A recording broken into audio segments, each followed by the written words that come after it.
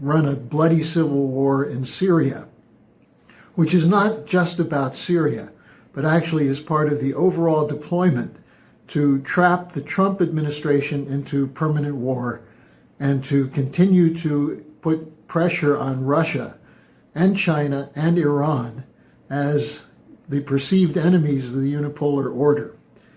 So you have to ask yourself, could it be a coincidence that the anti-Assad jihadists have been unleashed at the same time that the Biden global NATO forces are launching long-range missiles into Russia as part of the Ukraine war?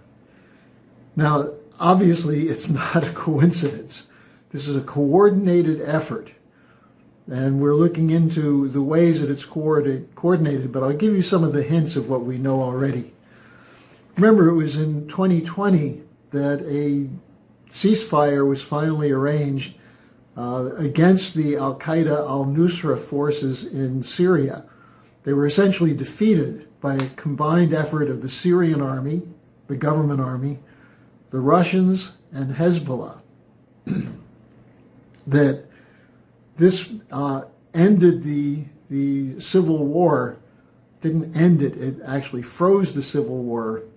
But just last week, you had the Hayat Tahrir al-Sham, which was known previously as Jabhat al-Nusra, launched an offensive and overran Aleppo, the second largest town in Syria, and one of great historic and cultural importance. They seized the airport as of Saturday. The Syrian army forces left the area, seemingly in disarray. So the jihadists, for the moment, had taken the city. Now, the question is, how did this happen? Because the Syrian army, with the alliance with Hezbollah, with Iraqi militia, with Russia, had defeated them, except in areas where they moved under protection of Turkey and, to some extent, the United States. Now, what happened is that Syria has been weakened by the sanctions. There's no question about it. And the army may have been somewhat demoralized by the continued problems of equipment and money. Secondly, the Israeli assault against Hezbollah and threats against Iran obviously had an effect on morale in Syria. And then third, Russia is very busy in Ukraine and is not able to expend the manpower and the resources that they previously had extended to the Syrian fight. So what we're seeing is that I would argue that this is part of an overall offensive. The jihadist overrunning Aleppo is part of an overall offensive by the forces behind the permanent war in the West to defend their unipolar order. And it's a classic geopolitical strategy. You divide countries and pit them against each other and keep the flowing going so that there's no time for them to rest or regain the momentum. Now, there are other things to look into. For example, what's the role of Turkey? Turkey's a member of NATO. Today's Russian Foreign Minister Lavrov is meeting with his counterpart in Turkey. Did the jihadist forces have some backup from Turkey? Well, we don't really know. But Colonel Richard Black at the Friday International Peace Coalition meeting pointed out that in the previous part of the civil war that stopped in 2020, Turkey and the CIA were involved in backing the forces of the jihad. So is that continuing? Well, that's a question that has to be looked at.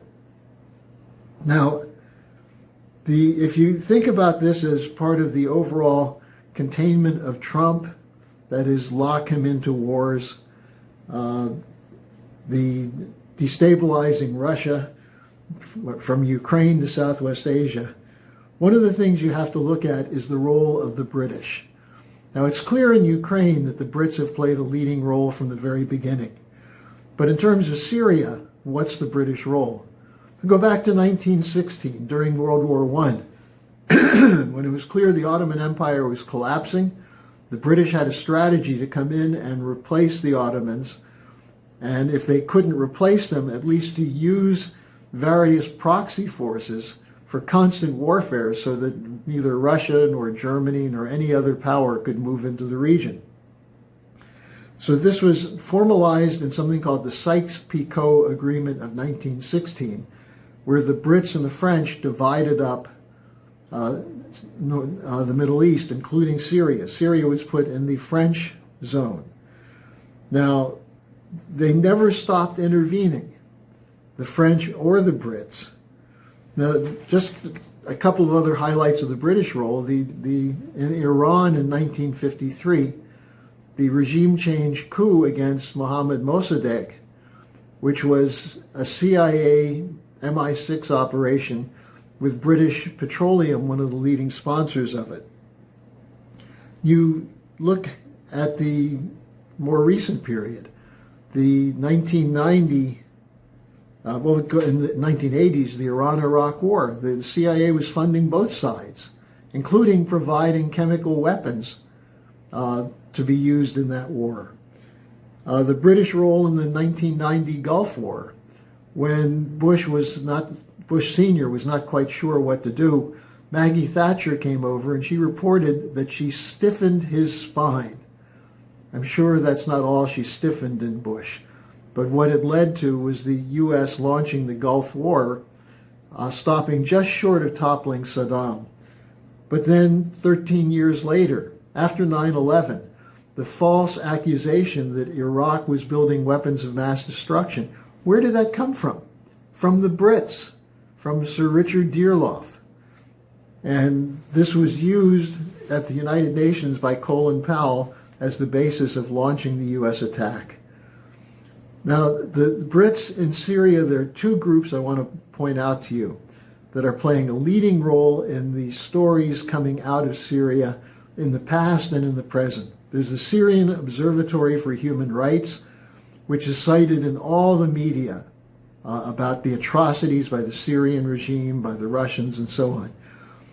It's funded by the United Kingdom Foreign Office, that is the Commonwealth and Foreign Office, the Foreign Ministry. Then there's the White Helmets, the ones who created the disinformation and false reports about chemical weapons use by Syria. They're also funded by the British Foreign Office. Nearly £4 billion in the year 2023. And they're providing atrocity videos, eyewitness reports, possibly fake pictures that come in. Now, what are the broader implications of this whole operation?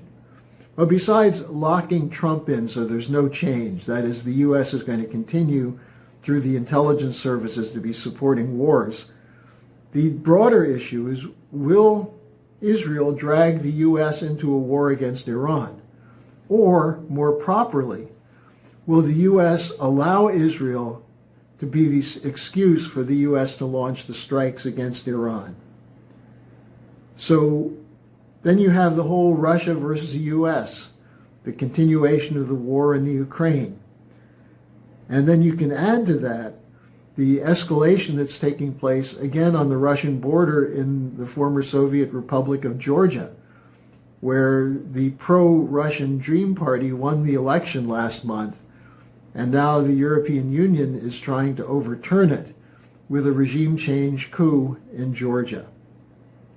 So you have an escalation on these various flanks, on the Russia flank with Ukraine, with Georgia, and now we see it in Southwest Asia, from Gaza to Lebanon to Syria, including Turkey and Iraq.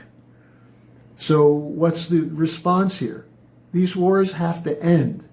The U.S. intelligence services and the British intelligence services have to get the hell out and let these countries solve problems on their own. If you want to help them negotiate, fine. But if you're going in there to stir it up, which is what the British always do and what the U.S. does as well, then you're going to have the possibility of a nuclear World War III looming over us. So end the wars and move toward cooperation. The Chinese showed how to do that when they got an arrangement between the Saudis and the Iranians for rapprochement.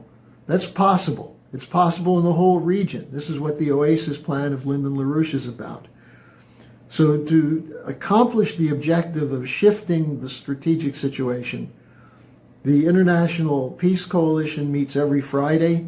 I have a link in today's description section covering last Friday's meeting, which included an extensive discussion from Colonel Richard Black on Syria. I'm also posting a link to the December 7th and 8th Schiller Institute conference, Think Like Beethoven and Schiller, All Men Must Become Brethren. This will be a crucial moment with people from a number of countries, a number of institutions, to talk about how to solve these crises without war. So be sure to join us, get your friends organized, share our videos, share this video, and become part of the movement to end the insanity